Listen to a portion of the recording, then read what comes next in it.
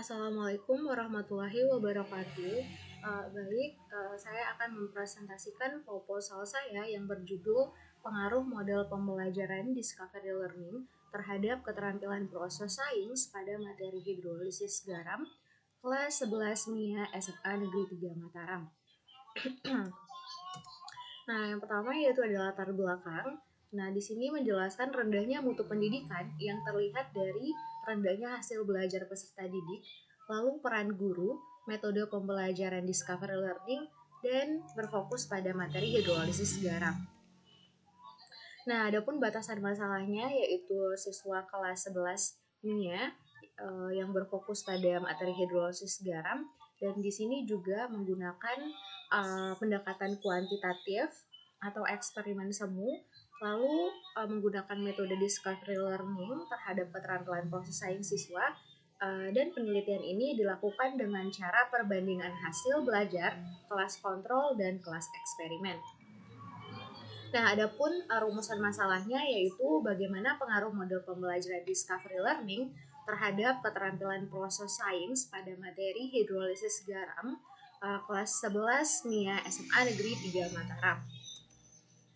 Nah, tujuan dari penelitian ini adalah untuk mengetahui pengaruh model pembelajaran discovery learning terhadap keterampilan proses sains pada materi hidrolisis garam kelas 11 MIA SMA Negeri 3 Mataram. Nah, adapun manfaat penelitian yaitu bagi guru, sekolah, siswa, dan peneliti. Nah, adapun kajian pustakanya yaitu dasar teori, kerangka berpikir, dan hipotesis. Nah, adapun hipotesis dari penelitian ini yaitu pengaruh terhadap kemampuan keterampilan proses sains pada materi hidrolisis garam akibat penerapan model pembelajaran discovery learning pada kelas 11 MIA atau IPA. Nah, definisi pembelajaran. Definisi pembelajaran merupakan strategi yang berdasar pada teori-teori dan peneliti yang terdiri dari rasional, terus seperangkat langkah-langkah dan tindakan yang dilakukan oleh guru dan siswa dilihat dari sistem pendukung pembelajarannya. Nah, selanjutnya yaitu model discovery learning. Model discovery learning ini adalah metode yang mendorong siswa untuk sampai pada suatu kesimpulan berdasarkan pengamatan yang mereka lakukan. Nah, adapun langkah-langkahnya yaitu dengan memberi rangsangan, identifikasi, pengumpulan data, pengelolaan data, pembuktian, dan menarik kesimpulan. Nah, selanjutnya yaitu ada belajar dan hasil belajar. Belajar merupakan suatu proses perubahan tingkah laku seseorang secara keseluruhan yang disebabkan karena adanya suatu interaksi dengan lingkungan. Nah, sedangkan hasil belajar yaitu perubahan tingkah laku yang bersifat menetap, fungsional, positif, dan dapat disadari. Nah, selanjutnya yaitu materi hidrolisis garam. Materi hidrolisis garam ini merupakan salah satu yang sangat berkaitan erat dengan kehidupan sehari-hari. Misalnya, pemutih pakaian, pembuatan pupuk, penjernih air, dan penyedap makanan yang sering kita temukan di lingkungan kita sehari-hari. Nah, selanjutnya ada kerangka berpikir, yaitu ada permasalahan, fakta, dan solusi. Yaitu permasalahannya siswa kurang aktif dalam proses pembelajaran dalam mengalami beberapa kesulitan dalam memahami materi hidrolisis garam.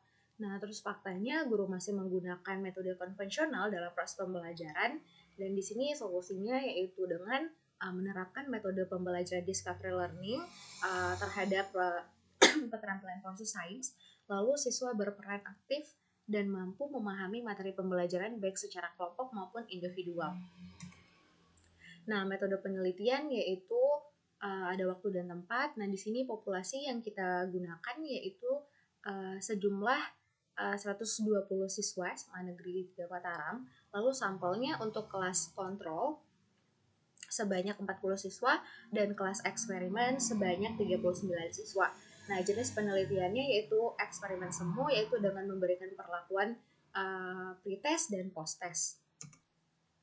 Nah, variabel penelitian yaitu variabel bebas.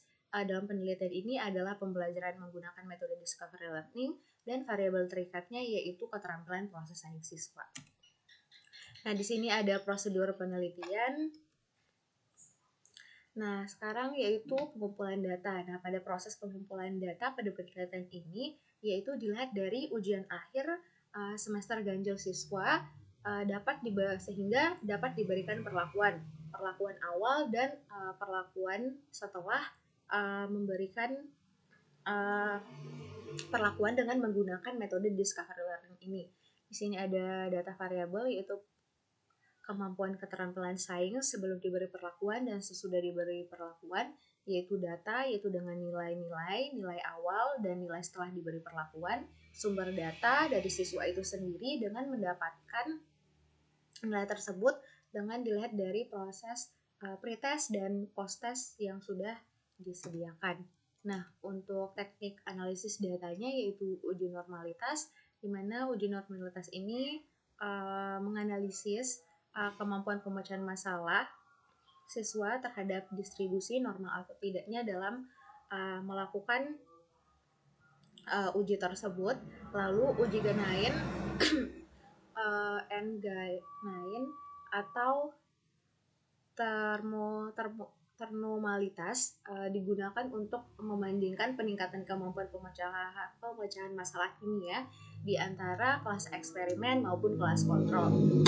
Nah, selanjutnya itu uji homogenitas. Nah, bertujuan untuk menegaskan bahwa kedua kelas ini dijadikan sampel penelitian yang homogen.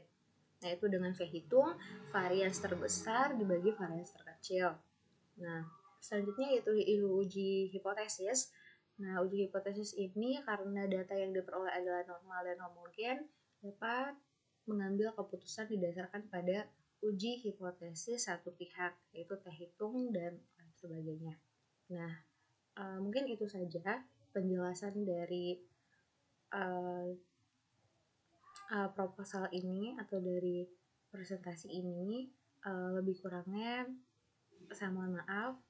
Assalamualaikum warahmatullahi wabarakatuh.